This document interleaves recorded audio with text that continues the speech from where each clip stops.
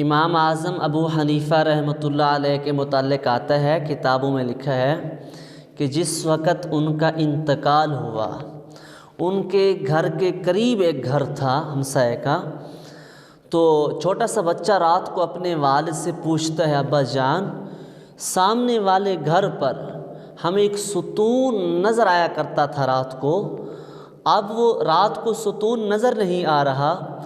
تو والد نے اپنے بچے سے یہ کہا، بیٹا وہ ستون نہیں تھا، وہ وقت کے امام اعظم ابو حنیفہ رحمۃ اللہ علیہ تھے جو رات کو نوافل پڑھا کرتے تھے، اتنی کثرت سے خشوع خضوع سے نوافل پڑھا کرتے تھے، بچہ یہ سمجھا کہ وہ ستون ہے۔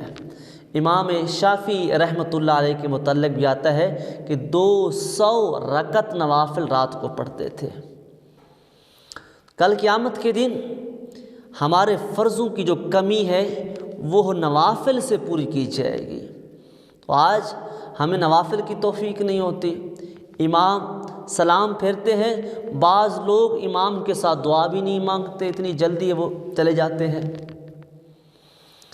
جمعہ کے وقت نماز کے لیے آتے ہیں، جمعہ کی نماز پڑھی، سنتے بھی نہیں پڑھی، بے پرواہی ہے، اتنی جلدی ہے، ساری جلدیاں قبر میں ختم ہو جائیں گی۔